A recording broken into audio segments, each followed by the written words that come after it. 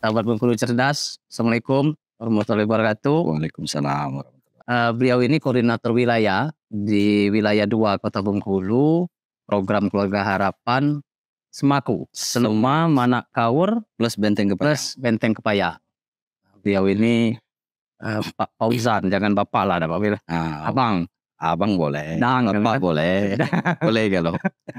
Nah, jadi kita ngobrol soal negara sudah mempersiapkan bagaimana masyarakat Indonesia ini punya bantuan sosial. Ya. Bantuan sosial ini sifatnya untuk menunjang kehidupan karena semuanya masyarakat Indonesia ini fakir miskin, telantar dan lain-lain itu dipelihara oleh negara. Nah, inilah salah satu program nasional, namanya ini program Keluarga Harapan. Tapi sebenarnya Pak Wil, banyak juga masyarakat yang masih awam terhadap program Keluarga Harapan ini. Bisa diceritakan ini Pak Wil? Jadi sekilas terima kasih atas waktunya. Perkenalkan saya Fauzan Agusta selaku koordinator wilayah program Keluarga Harapan Provinsi Bengkulu. Nah, di sini ada 2 koordinator wilayah. Saya ada 10 kabupaten kota itu saya menaungi Seluma, Manak, Kaur, Manak itu Bengkulu Selatan, Bengkulu Tengah dan Kabupaten Kepaya. Jadi balik pertanyaan Saudara Zani tadi, amanat undang-undang fakir miskin anak terlantar dipelihara oleh negara. Nah, di situ peran Kementerian Sosial dan kita sebagai petugas pelaksana untuk menjalankan program ini. Bansos itu salah satunya PKH, tapi bansos itu banyak. Oh, banyak bansos? Banyak bansos. Berarti bukan cuma sekedar PKH ini? Bukan cuma PKH. Kita fokus di PKH-nya. Kalau bansos kan ada namanya bantuan pangan non tunai, ada sekarang namanya RST, ada PNA dan lain-lain. Nah, untuk PKH sendiri kita yang menangani, kita yang mendampingi. Balik ke tujuan awal dulu PKH pertama kali dibangun oleh Kemensos tahun 2007. 2007? Itu tujuannya untuk memutus mata rantai kemiskinan dengan persyaratan. Jadi PKH ini bukan seperti BLT. Jadi apa bedanya nih PKH dengan PKH ini bantuan yang bersyarat. bukan hanya sekedar syaratnya miskin? Bukan, miskin itu syarat utama. Tapi dia harus punya beberapa komponen. Amanat undang-undang tadi kesehatan, pendidikan itu kan lebih utama. Jadi dengan adanya komponen pendidikan, kesehatan baru bisa menerima PKH. Itu dulu awal-awal kan cuman kesehatan pendidikan. Misal ibu hamil itu masuk komponen kesehatan. Ibu nifas, balita itu kesehatan. Nah, pendidikan itu SD, SMP. Berkembang semakin ke sini SMA masuk. Dan sampai saat ini tujuannya pun sudah lebih luas, bukan hanya memutus mata rantai kemiskinan, untuk menekan angka kemiskinan. Tapi tetap dengan memberlakukan syarat itu tadi. Sampai ada sekarang ini syarat KESOS, kesejahteraan sosial. Jadi disabilitas berat dan lansia itu juga termasuk dalam komponen. Nilainya juga berbeda-beda. Jadi satu penerima PKH itu berbeda-beda antara penerima PKH yang lain. Jadi ditentukan oleh komponen ini tadi. Oh, berarti bagaimana komposisinya? Balita beda ini Pak? Balita beda bantuannya. Oh, ibu hamil beda? Ini beda. Lansia beda? Lansia. SMA, SMP itu dihitung semua. Kalau kuliah tidak di-cover? Kuliah tidak. Oh, berarti mentok batas SMA? Batas SMA untuk komponen pendidikan. Berarti tidak semua warga Provinsi Bengkulu pada khususnya ini mendapat Tidak semua PKH. Walaupun katakanlah misal ini kan, ini si Bayu ini tergolong fakir miskin misalnya kan, tetapi tidak mempunyai komponen. Betul. Berarti dia tidak bisa dapat PKH. Berarti program lain bisa ada? Bisa. Jadi begini, masyarakat miskin ini ada klaster-klasternya. Target nasional itu 10 juta. Jadi kan dengan kondisi masyarakat miskin yang sekian puluh juta kan tidak akan tercover. Jadi diambil lapisan yang paling bawah. Kalau dulu ada yang namanya desil, sampai desil 4 ke bawah itu PKH. Jadi intinya yang menerima PKH itu adalah masyarakat miskin yang memenuhi syarat itu tadi. Tapi dia di kelas yang paling bawah. Kelas yang paling bawah? Kelas yang paling bawah. Dan mereka berhak menerima semua bantuan sosial yang ada. Oh, berarti PKH ini berhak mendapatkan semuanya. Bisa dapat. Jadi BPNT dia berhak. KIS, PBI, KIP dia berhak. Nah, jadi di atas klaster PKH ini dia tidak berhak dapat PKH, berhak yang lain. Seperti BPNT, Rumah Sederhana Terpadu, PNA dan lain-lain. Semakin ke atas, yang paling terakhir itu yang cakupannya lebih luas itu PBI. PBI itu untuk kesehatan. Untuk kesehatan. Masyarakat taunya KIS. KIS. Jaminan kesejahteraan. Ada jaminan kesehatan nasional. Nah, kalau tadi kan beda nih, balita beda bantuannya. Beda. Bumil beda. Nah, ini besaran bantuan tadi berapa itu? Kalau besaran bantuan terakhir komponen kesehatan balita, ibu hamil itu sama. Oh, sama. Di angka 1 tahun itu kan ada 4 tahap. 1 tahunnya di angka 3 juta. 3 juta. Berarti 3 juta tadi dibagi 4 tahap. dibagi 4 tahap ya, 3 Ya. bulan sekali. Untuk PKK 3 bulan sekali. Oh, bantuannya itu sifatnya 3 bulan sekali. Oh, yang apa tadi, yang lansia? Lansia dia 600.000, jadi 3.200.000. Oh ya, 3.200.000. 3.400.000 ya. Lansia itu 600.000 per tahap. 600.000 per tahap. Jadi kalau kali 4, 6 kali 4, 2.400.000. 2.400.000. Ya. Kembali ke tujuan awal tadi, karena sebetulnya untuk syarat kemiskinan itu kan, kalau standarnya BPS itu ada 15, itu kalau mau diikuti semua, saya rasa tidak bisa memenuhi target 10 juta tadi. Makanya tujuannya sudah bergeser, yang tadi memutus mata rantai, menekan angka kemiskinan. Menekan angka kemiskinan. Ya. Dan kan banyak terjadi nih laporan-laporan masyarakat yang katanya sudah tidak layak. Ini sudah balik ke mekanisme pendataan dan lain-lain. Yang sudah tidak layak masih menerima, yang masih layak itu tidak menerima, yang seharusnya dapat tidak dapat. Nah, perlu saya singgung karena apa? Bansos ini berdasarkan DTKS kalau sekarang. Kalau dulu kan yang mengelola data ini kan BPS. Dilimpahkan ke Kemensos, dan sekarang dengan 6NG namanya, itu dikelola oleh desa. Ada 3 sumber. Jadi pemerintah desa bisa, muaranya itu di kabupaten kota. Mereka yang punya user yang bisa menentukan keluar masuk, tapi berdasarkan musyawarah desa atau kelurahan tadi.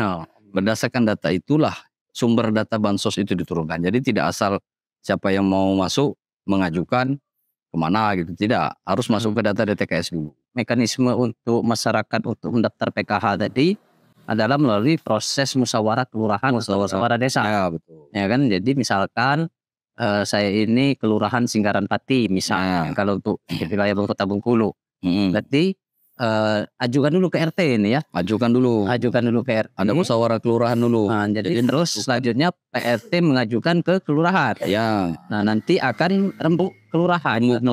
Ya, musyawarah kelurahan tadi. Ada tokoh masyarakat, sosial di situ, pemerintah setempat, ada perangkat kelurahan. Data yang ini tadi masuk ke kelurahan, masuklah ke sistem yang namanya 6NG tadi. Ya. Nah, jadi yang menentukan tadi adalah sistem di dalam sistem itu. Nanti dari hasil musyawarah diinput ke dalam sistem, di-approve oleh kabupaten dan disahkan oleh pemerintah setempat, bupati atau wali kota. Baru difinalkan dan diajukan ke kementerian. Dasar inilah yang jadi acuan untuk mengeluarkan bansos oleh pemerintah tadi. Dasar SK-nya. Dasar SK-nya tadi. Oke, mungkin masyarakat sudah paham ya kan bagaimana proses mekanismenya supaya masyarakat itu bisa terdaftar di PKH. Kira-kira sudah detail seperti itu. Betul. Pak Wil ya. Dan ada satu lagi. Jadi ada celah untuk usul sanggah. Nah, jadi itu, Pak Wil, tidak serta merta hasil musyawarah itu final. Misalkan ada kesalahan sedikit lah, misalnya kurang informasi, ternyata si A yang dikatakan miskin, ada yang mengetahui ternyata dia tergolong mampu. Nah, itu ada aplikasinya, namanya bisa di-download di Play Store, itu aplikasi cek bansos. Di sana kita bisa menyanggah, siapapun bisa. Kita sanggah untuk seluruh masyarakat. Terbuka untuk umum. Dan itu semuanya bisa buat user. Cek bansos namanya. Aplikasi cek bansos namanya. Download di Play Store itu ya? Download di Play Store ada. Namanya, kata kuncinya aplikasi cek bansos. Jadi di sana kita bisa menyanggah orang yang dikatakan tidak mampu, ternyata mampu, bisa kita sanggah. Tapi dengan bukti. Dan melalui aplikasi tadi. Dan seandainya ada yang tidak dimasukkan dalam usulan, itu bisa kita usulkan lewat aplikasi. Jadi ada dua item. Satu menyanggah, yang satu usulkan. Jadi kan tidak final. Tadi tidak mesti ke 6NG itu tadi ya? Tidak mesti. Itu untuk data awal, dan ini yang resmi. Jadi kalau kan ini sebagai kontrol, jika ada kesalahan maka bisa dikontrol lewat aplikasi cek bansos tadi. Seperti itu. Oke, paham. Nah, ini soal soal konflik di lapangan. Ya. Nah, karena kan bantuan sosial ini rentan dengan konflik horizontal. Ya, betul. Benar kan? Nah, contoh misalkan ada tetangga, itu Pak, sebenarnya itu ayo Pak. Betul. Mobilnya ini katanya punya kredit, tapi mobil dia nih kan. Ya, betul. Nah, itu kan. Nah, kayak gitu kan. Walaupun dia masih kredit, tapi mobil. Ya, betul. Nah, itu korbannya. Nah, tapi nggak dia katanya masih dapat bantuan. Menerima bantuan. Nah, ini balik persoalan ini. Balik ke yang saya jelaskan tadi. Karena yang bersangkutan yang dibilang sudah mampu tadi itu masih terdata di DTKS dan tidak ada update di situ. Kalau memang itu kesepakatan masyarakat, itu orang yang sudah mampu, tinggal dikeluarkan, bisa. Atau tinggal disanggah melalui aplikasi cek bansos. Jadi sebetulnya penetapan 6NG itu sekarang sudah enak, sebulan sekali. Kalau dulu setahun cuma 2 kali. Kalau sekarang sebulan sekali bisa update. Makanya perlu masyarakat ketahui jika ada yang tidak sesuai silahkan laporkan ke pemerintah setempat, desa atau kelurahan. Atau langsung eksekusi di aplikasi Cek Bansos. Nanti ada tim yang akan mensurvei benar tidak usul atau sanggahan ini. Layak atau tidak. Ya. Berarti masyarakat khususnya Provinsi Bengkulu dan sekitarnya ini ketika ada indikasi atau katakanlah ternyata mereka ini bukanlah fakir miskin, ternyata dapat, kita itu langsung bisa apa ya, kira-kira bukan main, Bisa mengontrol langsung. mengontrol. Ya. Nah, bisa mengontrol melalui aplikasi Cek Bansos. Tapi ingat, jangan asal lapor. Nah, ya kan? Makanya nanti akan ada tim yang akan verifikasi. Ya, nanti ada verifikasi faktual Dari dinas. yang akan langsung turun ke lapangan, benar atau tidaknya, kan seperti itu, ya kan? Nah, peruntutan untuk dana bansos ini, kan yang khususnya PKH, ya kan? Ini peruntutannya kemana ini? Jangan sampai misalnya si ibu bunga ini dapat bantuan, nah dibelikan hike dong. Dibelikan chip. Jadi begini, Will. kalau untuk peruntukan sebetulnya PKH itu kalau dikatakan untuk mencukupi saya rasa tidak. PKH ini hanya stimulan. Hanya stimulan supaya mereka melaksanakan kewajibannya. Karena seperti saya bilang, PKH ini bersyarat. Bukan hanya syarat dia punya komponen kesehatan, pendidikan atau kesos tadi. Mereka juga melakukan kewajiban-kewajiban. Semisal ada namanya pertemuan bulanan, pertemuan kelompok, P2, K2 dan lain-lain. Jika melanggar kewajiban-kewajiban itu, maka pendamping bisa memberi catatan. Kalau dulu kita bisa men-hold bantuan itu tadi. Bisa nahan bantuan itu. Bisa nahan bantuan kalau mereka tidak komit. Jadi kalau misalnya anaknya sekolahnya tidak sampai 75% kehadiran, itu bisa jadi mengurangi bantuan mereka, atau mungkin bahkan ditahan. Kalau sekarang sistemnya mungkin sedang peralihan. Kalau sekarang komitmen itu alat ukurnya belum ada. Kalau sekarang mungkin sedang digarap atau bagaimana. Kalau dulu ada alat ukurnya, ada namanya verifikasi. Verifikasi pendidikan atau kesehatan ya. Kalau sekarang melalui melalui pertemuan bulan itu kewajiban juga dan tidak bisa kita entry. Kalau dulu kan ada namanya EPKH, itu bisa kita tentukan KPM si A, si B, si C ini tidak komit. Dan untuk tahap berapa itu kan ada aturannya dulu. Karena sekarang EPKH tidak ada lagi, langsung turun SP2D langsung ke masyarakat. Kalau untuk bantuan itu langsung kan 3 bulan sekali, 4 bulan sekali ya? 3 bulan sekali. 3 bulan sekali. 4 tahap tadi. Nah, itu ketika bantuan itu turun, itu langsung terdrop semuanya atau dia bertahap gitu? Kalau bantuan itu yang ngatur kan orang kementerian tuh sama Himbara. Kita kan kerjasama Himbara, kebetulan Bengkulu ini BRI ya. Jadi langsung masuk ke namanya KKS. KKS itu berupa ATM. Tapi dia dalam satu tahap itu tidak sekaligus, ada namanya termin. Jadi tahap 1 kemarin ada termin 1, termin 2 dan itu bergelombang. Termin 1 sampai termin 7 kalau nggak salah yang tahap 1. Nah, ini sekarang tahap 1 sudah selesai, masuk ke tahap 2. Untuk sekarang tahap 2 sudah mulai salur, mungkin akan menyusul lagi.